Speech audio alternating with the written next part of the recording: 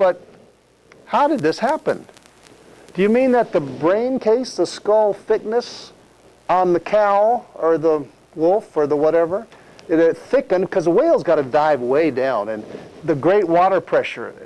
If you took a cow and was able to subject it to that kind of pressure, the skull would crush. It couldn't withstand that pressure. So there's got to be a lot of changes to turn a cow into a whale. Do you mean that the mammal with a hairy hide, it lost all its hair, but instead got a thick layer of blubber? Now, blubber is not fat. Blubber is a very precise organ almost. I mean, it's very necessary for warmth and for energy. It's a very necessary part of the whale. But there is nothing on a cow that even a fat cow doesn't have blubber. Well, do you mean that the mother cow learned how to give birth underwater and to nurse its young underwater? Ooh. Whales do it. Cows can't do it. But somehow they got it right, and they got it right in one generation. Because if they didn't have the one successful generation, they'd have never had the second generation. But the heart is very different in a cow and a whale, or a wolf and a whale, or a hippopotamus and a whale. They're very different. They're just different. They got to be, because the whale is such a huge volume of a creature.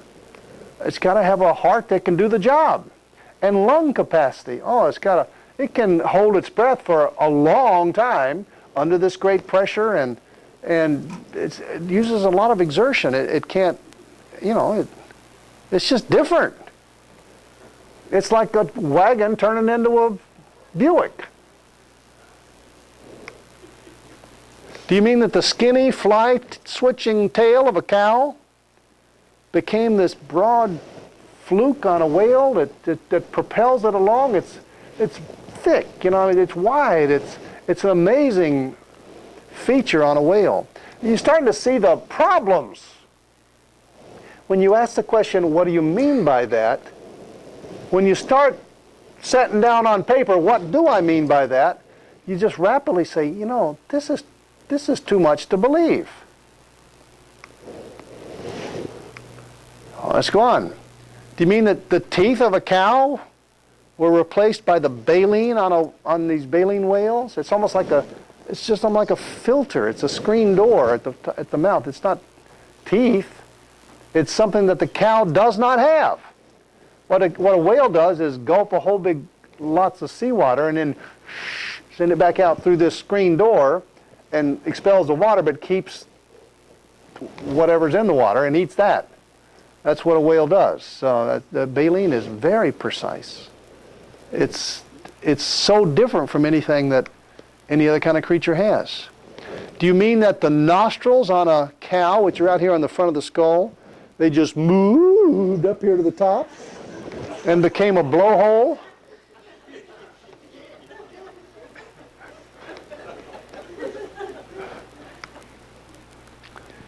Here's a good one. Did all of these changes happen suddenly? I mean, did the legs suddenly go from a leg to a flipper? One generation? Or did they just gradually get shorter and shorter and finally come back out as flippers over thousands and thousands of generations, as would normally be taught? And what good were legs that you couldn't even walk on? I mean, and they couldn't swim until they got to be good. There's just a lot of problems with this story. That's more. Come on, let me get you some more. Did these changes occur as mega mutations? Just a mega birth defect that changed a lot of things all at once? Or did they happen individually and consecutively or over it just really starts to be a ludicrous idea. Or did they happen simultaneously? Did simultaneous birth defects turn the flipper into leg into a flipper and the head into a thick skull and the tail into a fluke. Each one is so precisely designed. It's not just a birth defect, it's a design. And who's wrong? Those who claim whales came from a wolf-like creature, or those who believe it came from a hippopotamus, or those that came from this raccoon-sized Bambi? I mean, they all at each other's throat on this thing. They can't all be right. Maybe none of them are right. And then question number 2. On what evidence do we base this conclusion? How do we know this to be true?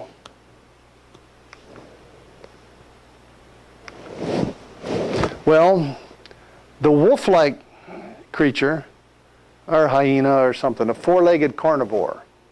Whales are carnivores. They eat flesh. Some of them do. Some of them eat plants. So there's some changes that got to happen in here, even among the whales.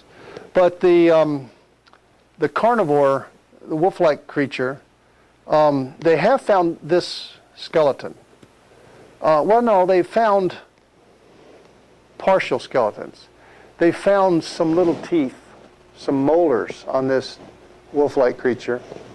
And the molars remind them, they look somewhat like the molar on a whale. So therefore, this is the ancestor, because they found this molar, and it looked like the whale's molar is huge, but this is just it's just tinier than your teeth. And but this is how they know it's true. And then they talk about Ambulocetus, this sea lion-like creature that did have legs but these things are marvelous swimming adaptations. And the power stroke during swimming.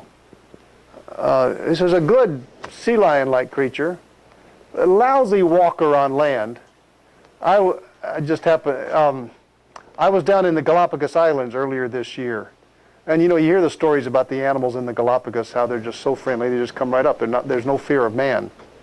Well, I was sitting down on a rock on the beach of one of the islands and just sitting there working on my notes. I was taking notes and keeping notes. And I'm just sitting there, and suddenly a sea lion stepped on my foot. Now, I thought that was rude. I mean, these creatures they don't care. They're not afraid of man. They stepped on my foot.